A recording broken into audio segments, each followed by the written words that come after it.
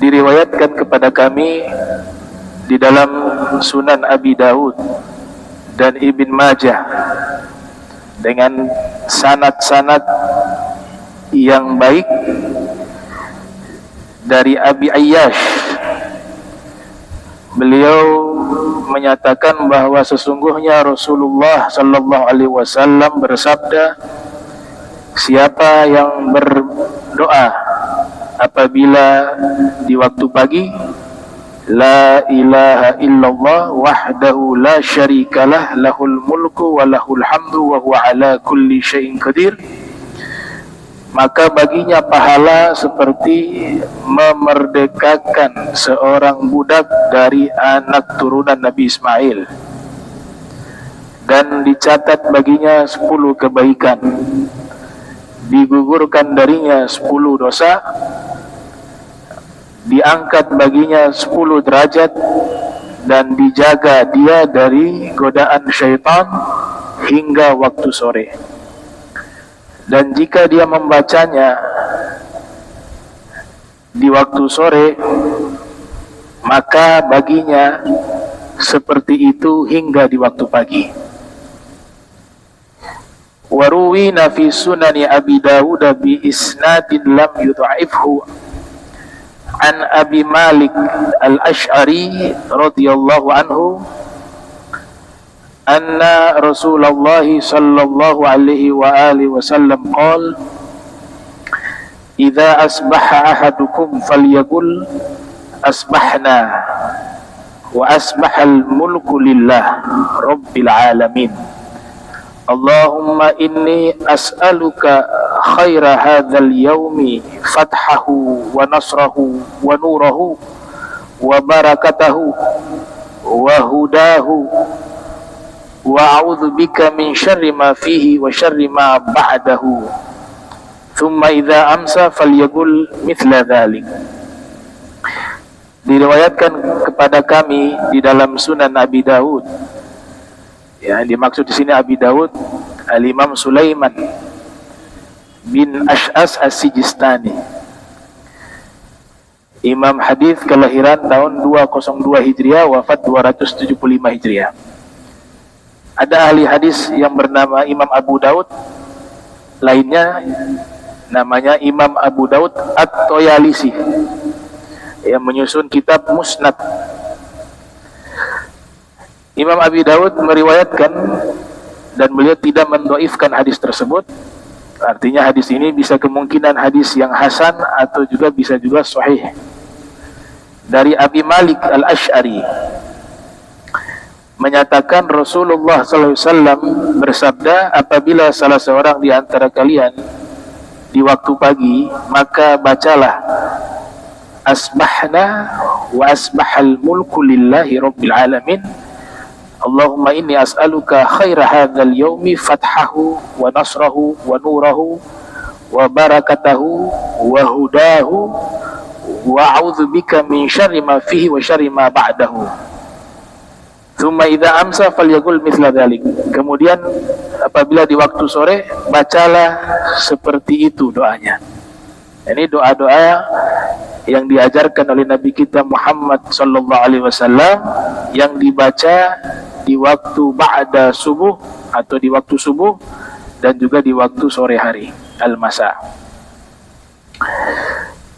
Yang meriwayatkan hadis ini bernama Abi Malik al-Ash'ari. Tidak asing bagi kita, ada satu tokoh sahabat bernama Al-Imam Abu Musa al-Ash'ari. Al-Ash'ari ini satu suku yang ada di Yaman. Di antara sahabat bernama Al-Imam Abu Musa al-Ash'ari. Kalau beliau ini namanya Abi Malik al-Ash'ari. Para sahabat Rasulullah sallallahu alaihi wasallam, ada beberapa di antara mereka yang bernama Malik, ya. Biasanya orang yang namanya Malik kemungkinan tabarukan dengan nama malaikat. ada malaikat penjaga pintu surga, pintu neraka, mohon maaf. Ya, penjaga pintu neraka namanya malaikat Malik. Yang menjaga pintu surga malaikat Ridwan. Atau juga orang yang namanya Malik karena mengikuti arti secara bahasa Arab, raja itu disebut dengan Malik. Nama malaikat yang menggunakan bahasa Arab ada 4. Salah satunya adalah Malikun, Mungkarun, Nakirun, Ridwanu. Jadi nama malaikat yang kalau dijumlahkan yang wajib kita hafal itu ada 10. Harusnya setiap muslim hafal itu. Ya. Malik, Ridwan, Mungkar, Nakir, Jibril, Mikail, Israil, Israfil, Raqib, Atid. 10. Yang menggunakan bahasa Arab nama malaikat hanya 4. Malikun, Mungkarun, Nakirun, Ridwanu. 3 dibaca tanwin, karena kaidah dalam bahasa Arab setiap nama yang diambil dari bahasa Arab dibaca tanwin. Kalau nama asing bukan dari bahasa Arab dibaca tanpa tanwin. Nah, di sini 4 nama malaikat menggunakan bahasa Arab, 3 dibaca tanwin. Malikun, Mungkarun, Nakirun. Adapun Ridwan tidak dibaca tanwin walaupun dari bahasa Arab. Kenapa? Karena dalam ilmu nahwu terkena penyakit. Yang pertama ada tambahan alif dan nun, dan ini adalah nama. Jadi dibacanya Ridwanu. Selebihnya itu bahasa asing. Jibril bukan bahasa Arab. Mikail, Jibrilu, Mikailu, dibacanya begitu. Israfilu, Izrailu, Raqibu, Atidu. Dan jumlah malaikat tidak terhitung, sangat banyak. Yang 10 ini saja yang diwajibkan kita untuk bisa mengetahuinya. Dan luar biasanya Allah berikan tugas masing-masing. 10 malaikat ini Allah berikan tugas.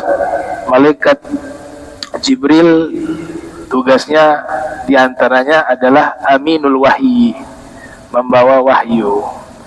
Dan malaikat Jibril adalah Sayyidul Malaikah, pemimpin dari seluruh malaikat. Dan malaikat Jibril sangat dibenci oleh orang-orang Yahudi. Orang Yahudi paling benci malaikat Jibril. Dan itu Allah abadikan dalam Al-Quran. Karena salah alamat katanya. Harusnya wahyu terakhir di bawah itu, atau wahyu yang di bawah itu bukan dari Nabi dari bangsa Arab, yaitu Nabi Muhammad yang dimaksud. Harusnya dari Bani Israel. Dan beberapa kaum dari Yahudi yang menyimpang dibinasakan oleh Allah lewat perantara malaikat Jibril. Makanya mereka benci malaikat Jibril. Kalau malaikat Mikail mereka suka. Ya. Malaikat Mikail tugasnya menurunkan hujan, membawa rizki. Malaikat Israfil tugasnya meniup sangkakala. Malaikat Israil, nah ini seram nih Israil. Kalau setiap kali sebut namanya merinding. Pencabut nyawa, Israil. Kemudian Raqib Atid, pencatat amal. Raqib yaktubul hasanat, pencatat amal baik. Atid yaktubus sayyiat, pencatat amal-amal buruk. Mungkar Nakir, 2 malaikat yang ditugaskan menanyakan pertanyaan kepada setiap orang yang pertama kali masuk ke alam kubur.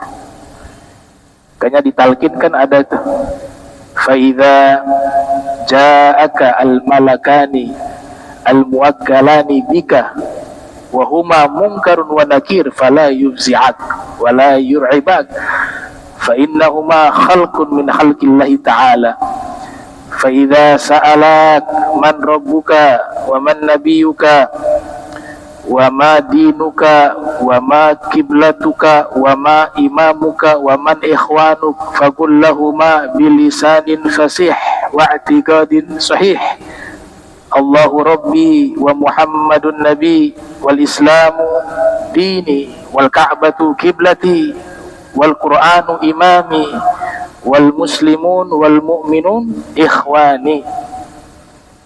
Ini yang nanya mungkar nakir. Siapa Tuhanmu? Siapa nabimu? Apa agamamu? Apa kiblatmu? Apa imammu? Siapa saudara-saudaramu? Nanti orang yang beriman bisa jawab secara otomatis. Yang jawab adalah imannya, bukan lisannya.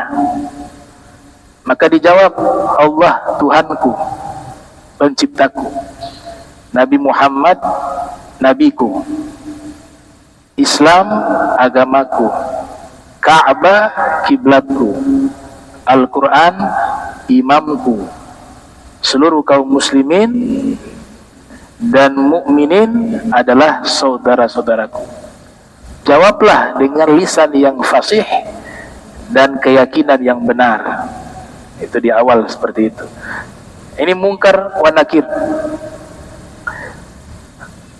Kalau raqibun atid, kalau saya baca dengan tanwin, raqibun atidun, itu yang dimaksud adalah sifat dari malaikat. Karena malaikat raqib atid ada dua pendapat secara garis besar. Sebagian ulama mengatakan bahwa raqib atid itu nama malaikat. Kalau kita maknai sebagai nama malaikat, maka dibacanya tanpa tanwin, Raqibu Atidu. Pendapat kedua, Raqib Atid bukan nama malaikat tapi sifat dari malaikat yang mengawasi dan mencatat amal. Maka dibacanya boleh tanwin, Raqibun Atidun, sebagaimana yang difirmankan Allah di surat Qaf, idh yatalaqqal mutalaqqiyani 'anil yamini wa 'anil shimali qa'id ma yalfidhu min qaulin illa ladaihi raqibun atid. Malaikat adalah makhluk Allah yang taat kepada Allah secara mutlak. Sifat mereka la ya'sunallaha ma amarahum wa yaf'aluna ma yu'marun. Tidak pernah sama sekali bermaksiat kepada Allah atas apa yang Allah perintahkan kepada mereka, dan mereka selalu mengerjakan apa-apa yang diperintahkan kepada mereka. Ini harus kita pegang, bahwa malaikat tidak mungkin bermaksiat. Maka kalau dapat riwayat yang sudah terlanjur tersebar mengatakan malaikat ada namanya Harut wa Marut yang mengajarkan sihir, ini bukan malaikat, ini syaitan. Dan riwayatnya ini riwayat Israiliyat, sumbernya dari Bani Israel yang batilah, yang batil. Imam besar ahli hadis Said Abdullah Al-Gummari bahkan membuat penelitian khusus di dalam kitab Risalah Harut wa Marut. Beliau mengatakan setiap riwayat yang menyatakan bahwasanya Harut wa Marut adalah malaikat yang mengajarkan sihir kepada manusia yang bermaksiat kepada Allah, itu bukan malaikat, itu adalah syaitan. Dan bisa dipahami dengan ilmu nahu, walaupun itu ada di dalam ayat Al-Quran. Imam Qurtubi menjelaskan dengan pendekatan ilmu bahasa Arab. Dan kami cenderung mengambil pendapat Imam Qurtubi yang juga menyatakan bahwa Harut Marut bukan malaikat, tapi syaitan. Malaikat diciptakan dari cahaya, sebagaimana hadis riwayat Imam Muslim, khuliqat al-malaikatu min nur wa khuliqal jan min marijim min nar wa khuliqa Adam mimma wusifa lakum. Imam Muslim yang lahir tahun 204 wafat 261 Hijriah meriwayatkan di dalam sahihnya, diciptakan malaikat dari cahaya. Jadi Allah memang ciptakan malaikat, kita gak bisa lihat. Kenapa? Kalau lihat secara wujud asli, mata kita buta. Cahaya saking terangnya. Diciptakan bangsa jin dari percikan api, dan diciptakan manusia sebagaimana yang telah disifati kepada kalian. Ini informasi dari Nabi bahwa makhluk yang berakal hanya 3, gak ada lebih dari itu. Yang pertama ada makhluk namanya malaikat, yang kedua ada makhluk namanya bangsa jin, yang ketiga manusia. Alien gak ada, alien itu jin sudah. Baca surat jin, sudah ada jawaban di dalam Al-Quran. Ya, sesungguhnya kami dahulu bisa mendengar informasi dari langit, kata malaikat. Itu informasi di surat jin. Dulunya malaikat jin itu adanya banyak di langit. Penciptaan malaikat dari cahaya, kalau bicara hukum misalnya ya, bicara hukum, saya gak percaya malaikat diciptakan dari cahaya. Maka statusnya dosa besar. Kalau meyakini hadis ini hadis yang sahih, kalau hadis ini derajatnya mutawatir, bisa mengingkari hadis Nabi, bisa jatuh kufur. Nah, tapi sebagian ulama mengatakan kalau malaikat kita tidak meyakini diciptakan dari cahaya, dosanya masih dalam kategori dosa, belum dinyatakan kufur. Kenapa demikian? Karena yang pertama hadisnya, ada sebagian ulama mengatakan informasi malaikat diciptakan dari cahaya, sumbernya itu dari hadis Nabi yang disebut hadis ahad. Hadis ahad itu diriwayatkan tidak dengan rawi yang jumlahnya banyak, tapi dosa besar, karena secara tidak langsung mengingkari apa yang disabdakan oleh Nabi Muhammad sallallahu alaihi wasallam. Dan kenapa tidak sampai kafir kalau mengingkari malaikat tidak diciptakan dari cahaya? Karena tidak ada satupun ayat Al-Quran yang menerangkan malaikat diciptakan dari cahaya. Hanya adanya di hadis. Berbeda dengan bangsa jin dan manusia. Bangsa jin diciptakan dari percikan api. Ada seorang muslim mengatakan, saya tidak percaya bahwa jin itu diciptakan dari api. Kafir.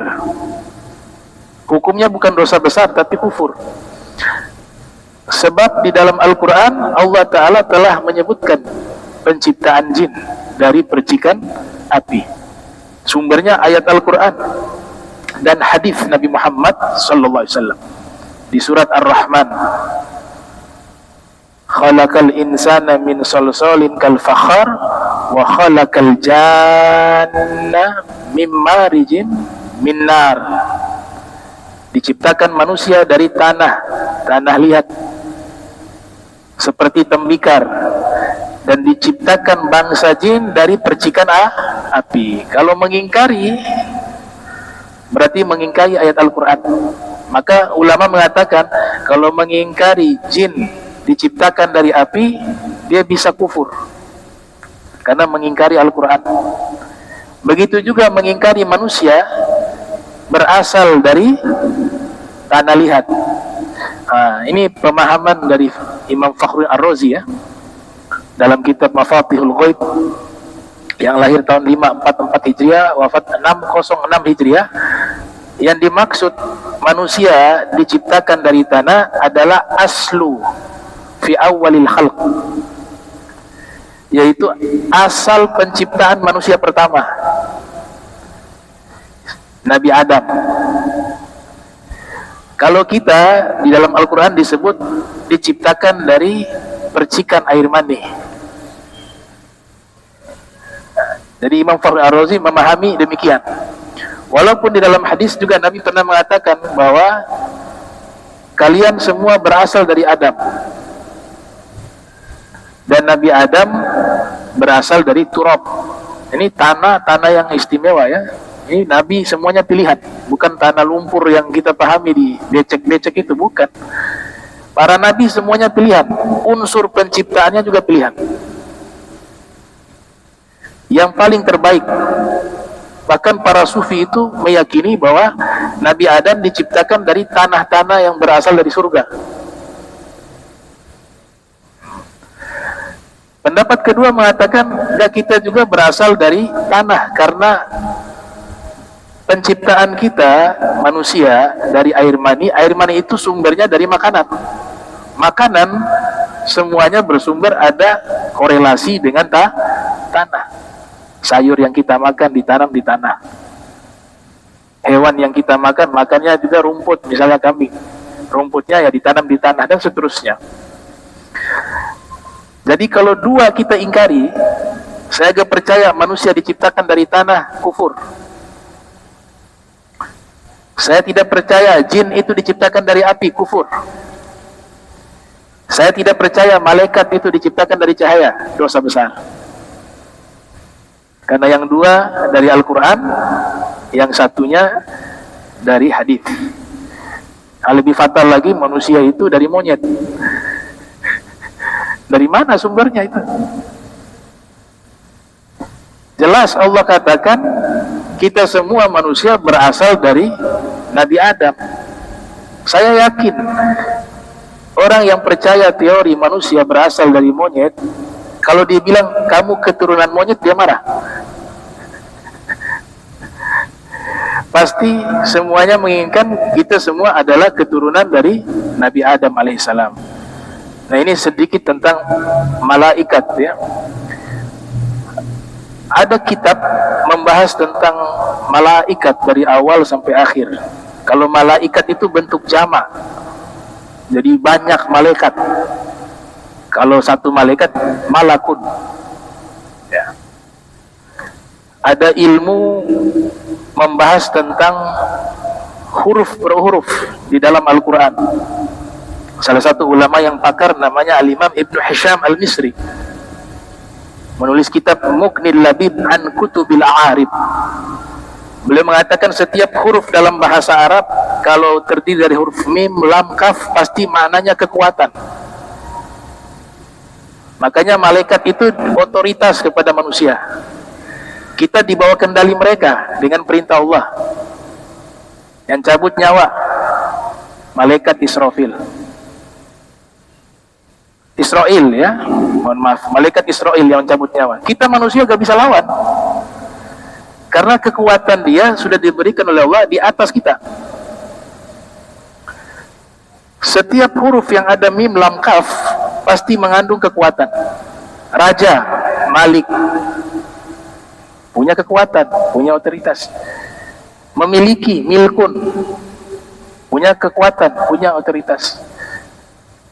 Kerajaan, mulkun, dan seterusnya. Nah, Imam Suyuti yang lahir tahun 849 Hijriah, wafat 911 Hijriah, menulis kitab khusus tentang malaikat berjudul Al-Habaik fi Akhbaril Malaik, membahas tentang alam malaikat, dan di situ kita bisa tahu malaikat itu ternyata memiliki tugas yang sangat banyak. Allah berikan tugas mereka, dan mereka hamba-hamba yang taat kepada Allah Ta'ala dan tidak bermaksiat kepada Allah Subhanahu Wa Ta'ala. Dan hebatnya malaikat dengan ibadah yang luar biasa, tidak pernah sombong dengan ibadahnya. Kita harus belajar dari malaikat. Ada malaikat secara khusus Allah ciptakan, dari awal diciptakan sampai hari kiamat ibadah. Tidak ada aktivitas lain kecuali ibadah. Ada yang posisinya berdiri dari awal diciptakan Allah sampai hari kiamat. Ia berdirinya untuk menghormati Allah, untuk ibadah kepada Allah. Ada malaikat yang lain ditugaskan untuk ruku. Dari awal penciptaan dia ruku sampai hari kiamat. Ada malaikat yang ditugaskan sujud kepada Allah. Dari awal penciptaan dia sujud sampai hari kiamat. Ketika hari kiamat terjadi, Allah perintahkan untuk selesaikan itu ibadah, selesai. Sudah tidak ada perintah ibadah ke malaikat. Apa jawaban malaikat ketika sudah beribadah kepada Allah dengan waktu yang sangat lama, dari awal penciptaan sampai hari kiamat? Mereka mengatakan, ma'abadnaka haqqal ibadati, kami belum beribadah kepadamu dengan sebenar-benarnya ibadah. Maka Allah Ta'ala memuliakan malaikat dengan ibadahnya mereka kepada Allah. Ada yang berdiri, ada yang ruku, ada yang sujud. Dikumpulkan semua cara ibadah malaikat itu dijadikan dalam syariat ibadah solat, yang di situ ada berdiri, ada ruku, dan ada sujud kepada Allah Subhanahu wa Ta'ala. Kemudian hadis berikut diriwayatkan kepada kami di dalam Sunan Abi Daud dari Abdurrahman bin Abi Bakrah, bahwa sesungguhnya beliau berkata kepada ayahnya, wahai ayahku, sesungguhnya aku mendengar engkau selalu berdoa di setiap pagi. Godah itu maknanya subuh. Maknanya subuh, bukan pagi, subuh. As-sobah. Allahumma afini fi badani, Allahumma afini fi sam'i, Allahumma afini fi basari, Allahumma inni a'udzubika minal kufri wal faqri, Allahumma inni a'udzubika min adzabil qabri, la ilaha illa anta, tu'iduha hatta tusbih thalathan wa thalathan hatta tumsiya. Faqala inni sami'tu Rasulullah sallallahu alaihi wasallam yad'u bihinna fa ana uhib an astanna bi sunnatihi. Jadi doa ini dibaca sama di waktu subuh. Ia mengatakan bahwa sesungguhnya saya mendengar Rasulullah sallallahu alaihi wasallam selalu berdoa dengan doa tersebut. Maka saya ingin melaksanakan sunnahnya Nabi Muhammad sallallahu alaihi wasallam dengan berdoa dengan doa yang diajarkan oleh Nabi Muhammad sallallahu alaihi wasallam. Kata sunnah di sini itu ulama menerangkan dia memiliki arti yang berbeda tergantung nisbahnya kemana. Kalau kita nisbahkan sunnah itu kepada Allah, sebagaimana di dalam Al-Quran tuh, walan tajidu ya li sunnatillahi tabdila, kalian tidak akan mendapati sunnahnya Allah itu berubah. Di situ Allah menggunakan redaksi kata sunnah, tapi dinisbatkan kepada Allah itu maknanya berbeda jauh dengan sunnah dalam definisi hadis ya, apalagi dalam definisi fikih. Kalau sunnah dinisbatkan kepada Allah, ada salah satu ulama asal India namanya Al-Imam Al-Syekh Al-Allama Abdul Hamid Al-Hindi. Beliau mengatakan kalau sunnah dinisbatkan kepada Allah itu artinya tariqun ammah yajri biha amruhu fi ibadih, satu cara secara umum yang perintah Allah berjalan untuk hambanya. Kesimpulannya itu sunnatullah artinya adalah hukum Allah. Jadi kalau dinisbatkan kepada Allah namanya hukum Allah, sunnatullah. Makanya di dalam ayat yang lain Al-Imam Bagawi dalam tafsirnya Ma'alimut Tanzil menerangkan ketika Allah menyatakan telah meletakkan sunnatullah di alam semesta ini, itu artinya apa? Bahwa alam semesta ini sudah berjalan dengan hukum Allah, ketentuan Allah. Maka sunnatullah artinya apa? Hukum Allah.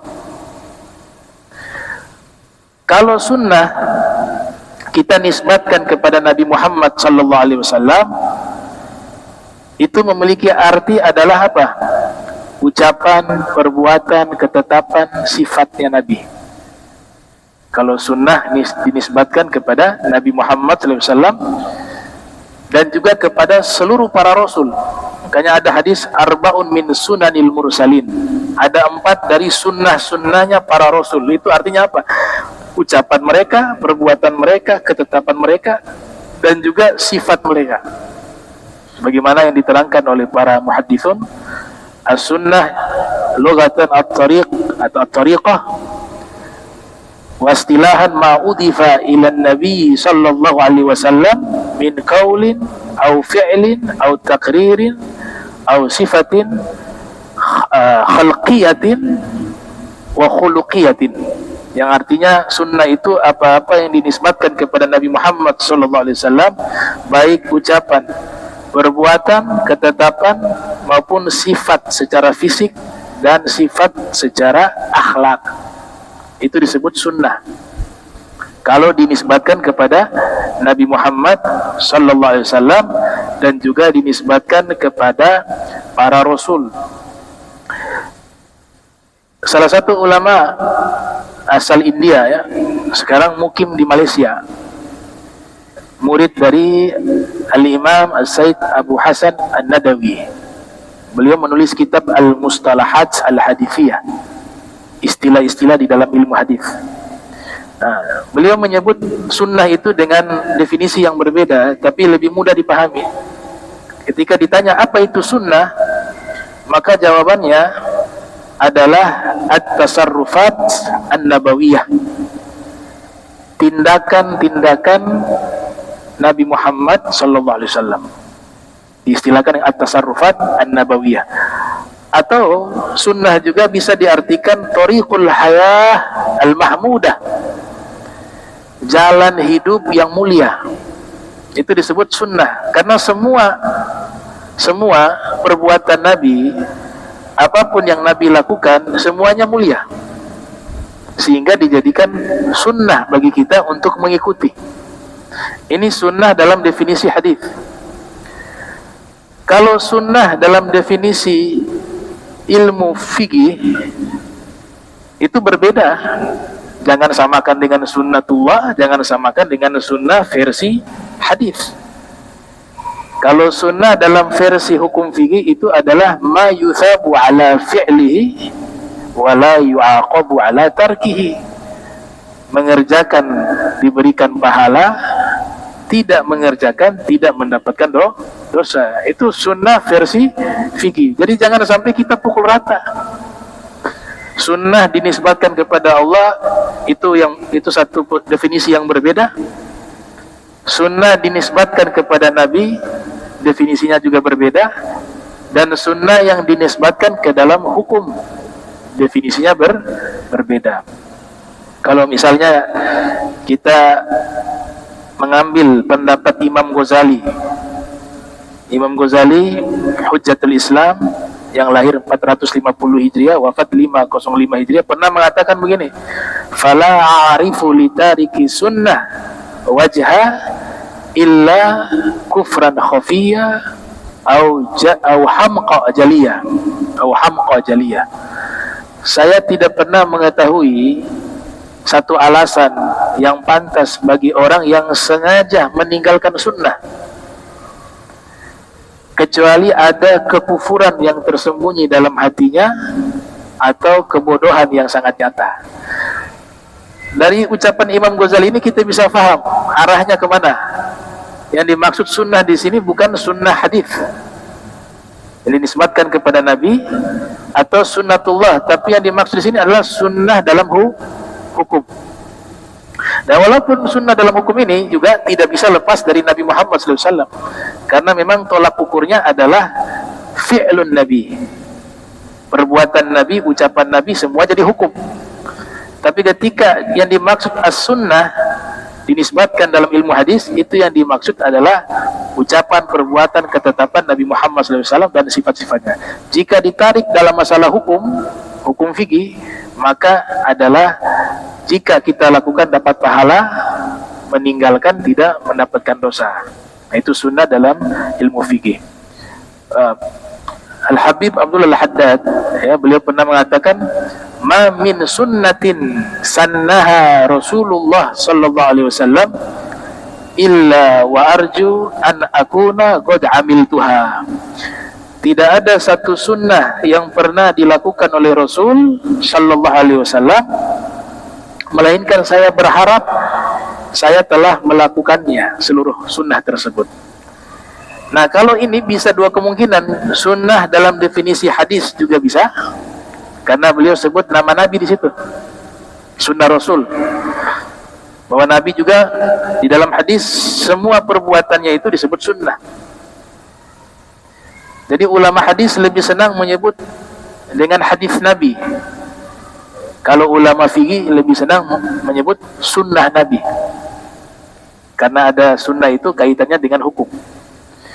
Maka apa yang dikatakan oleh Imam Haddad ini tidaklah satu sunnah yang telah dilakukan oleh Rasulullah, melainkan saya berharap telah melakukan seluruhnya. Itu bisa sunnah dalam definisi hadis, bisa juga sunnah dalam definisi fikih atau hukum. Kemudian sunnah juga kalau dinisbatkan kepada manusia, dia memiliki definisi yang berbeda, yaitu contoh dari sisi perilaku dan ucapan. Misalnya dalam hadis Nabi katakan, man sanna fil islami sunnatan hasanatan kana lahu ajruha wa ajru man amila biha min ba'dihi min ghairi an yanqusa min ujurihim syai'a. Yang artinya siapa yang membuat satu sunnah, ini bukan sunnah definisi hadis Nabi, juga bukan sunnah definisi hukum fikih, tapi sunnah di sini makna bahasa. Siapa yang memberikan satu contoh yang baik, kata Nabi. Dan man di sini kepada siapapun, terutama kaum muslimin, ya. Ini khusus kepada orang muslim. Karena pahala-pahala itu Allah berikan hanya kepada orang Islam. Kepada non-muslim Allah balas langsung di dunia tanpa berikan pahala, tapi tetap dibalas dengan kebaikan. Siapa yang membuat satu contoh yang baik di dalam Islam, maka baginya dia dapat pahala, dan pahala orang yang mengikutinya, tanpa mengurangi pahala mereka sedikit pun. Jadi sunnah di sini bagi kita kaum muslimin adalah memberikan contoh. Makanya hati-hati kalau kita memberikan contoh yang baik, diikuti oleh orang banyak, itu satu kebaikan, dapat pahala mengalir terus. Sebaliknya, makanya lanjutan hadisnya itu Nabi mengatakan sebaliknya, siapapun yang memberikan contoh buruk dan diikuti oleh orang banyak, maka dia akan mendapatkan dosa orang-orang tersebut. Berarti kata sunnah di sini adalah contoh. Hadis yang lain, riwayat yang sahihah, Rasulullah sallallahu alaihi wasallam bersabda, la tattabi'unna sanana man qablakum shibran bi shibrin wa dhira'an bi dhira'in hatta law salaku juhra dabbin la salaktumu. Qulna al-yahud wan nasara ya Rasulullah. Qala Nabi faman. Artinya apa? Sungguh kalian akan mengikuti. Coba perhatikan lafadznya Nabi. Ini hadis sahih, ya, riwayat Imam Muslim, juga ulama-ulama hadis lainnya. Ada lam taukid, penegasan. Sungguh kalian pasti akan mengikuti. Sanana. Sanana bukan pulau, ya. Sanana bukan pulau Sanana. Sanana dari sunnah, jalan-jalan. Apa itu? Contoh perilaku orang-orang sebelum kalian, kata Nabi. Pasti kalian akan mengikuti contoh dan perilaku orang-orang sebelum kalian. hingga seandainya mereka masuk ke dalam lubang biawak, niscaya kalian akan mengikutinya. Di sini contoh-contoh yang tidak baik, bukan contoh-contoh yang baik, contoh-contoh yang tidak baik. Jadi akan kita ikuti mereka. Shibran bi shibrin wa dhira'an bi dhira'in. Itu ungkapan artinya apa? Sejengkal demi sejengkal. Artinya sedikit demi sedikit kita akan ikuti mereka. Aglabiyah maknanya. Secara umum tidak semua mengikuti. Ada orang yang tidak terpengaruh dengan itu, tapi kebanyakan kaum muslimin akan mengikuti jalan itu. Dan di situ ada keterangan waktu masa akan datang. Jadi Nabi tidak berbicara dalam konteks masa beliau, tapi beliau menggunakan fi'il mudhari yang mengisyaratkan bahwa hal ini akan terjadi di masa depan, akan dilakukan oleh umat-umatnya. Apa itu? Mengikuti mereka, kebiasaan mereka, pola pikir mereka, gaya hidup mereka akan diikuti. Walaupun mereka itu masuk ke dalam lubang biawak, kalian akan ikuti. Kemudian sahabat bertanya, wahai Rasul, siapa ini mereka? Kata Nabi, al-Yahud wan Nasara, orang Yahudi dan Nasara. Itu kata sahabat. Kemudian Nabi mengatakan, faman, maka siapa lagi kalau bukan mereka? Kata Rasulullah SAW. Jadi sahabat yang mengatakan ini jalannya orang Yahudi dan Nasara. Kemudian Nabi tegaskan, faman, lalu siapa lagi? Tentu yang saya maksud adalah mereka. Nah sekarang kita tarik ke masa kita. Secara tidak langsung kita sudah ikuti ya as-saqafah al-gharbiyah, budaya-budaya barat. Apalagi dengan zaman kita saat ini, media sosial begitu mudah budaya-budaya barat yang tidak semuanya baik. Mulai dari apa kata mereka? Food, makanan, fashion, fun, hiburan. Fashion, pakaian, fun, hiburan. Pakaian, kaum muslimin banyak mengikuti pakaiannya. Ada yang punya celana sobek-sobek, rambut bagus, dikasih warna, tatoan, dan seterusnya. Itu budaya-budaya yang ada di barat. Nabi sudah katakan, umatku akan mengikutinya sedikit demi sedikit. Ya, semua yang berbau barat keren. Hatta makanan sama sebenarnya, gado-gado. Ya, gado-gado sayur campur dengan sos kacang. Kalau pakai nama gado-gado murah, 15.000 bisa. Tapi ketika dibaratkan vegetable with peanut sauce, ya sayur-sayur, ya vegetable with peanut sauce, yang tadinya 20.000 naik bisa 100.000, bisa 70.000, gara-gara berubah ke bahasa Inggris.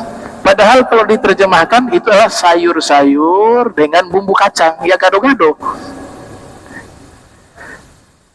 Semua yang berbau barat menjadi satu hal yang tren, punya nilai, punya value, ya.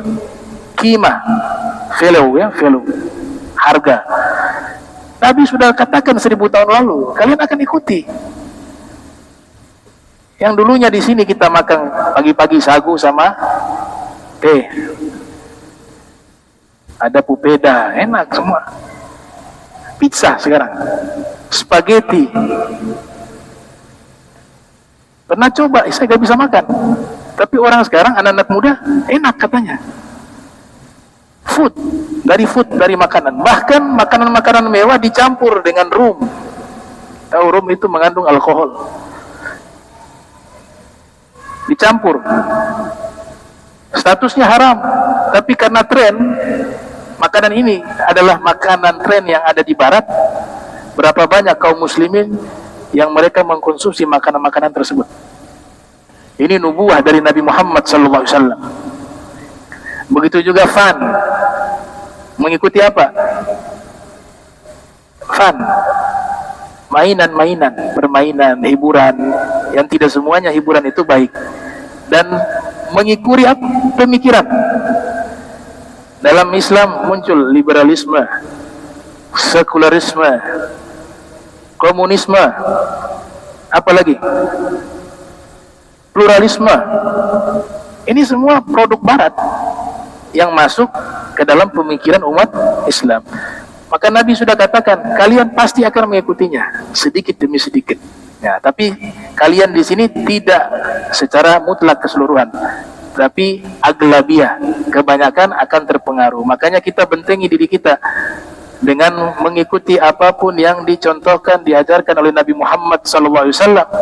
Lewat para ulama, insya Allah kita terselamatkan daripada fitnah tersebut. Ya, mudah-mudahan pertemuan berikut kita lanjutkan lagi. Sehat walafiat semuanya, diberikan istiqomah fi ta'ah wal ibadah. Amin ya rabbal alamin. Allahumma ja'al jam'ana hadha jam'an marhuma wa tafarraqna min ba'dihi tafarruqan ma'suma wa la tajal minna wa la minna syakila mahruma. Subhanaka bihamdika aslan tastaghfiruka wa atubu ilaih. Wa sallallahu sayyidina Muhammadin wa ala alihi wa sahbihi wa barak wa sallam. Wa lafu minkum. Wassalamualaikum warahmatullahi wabarakatuh.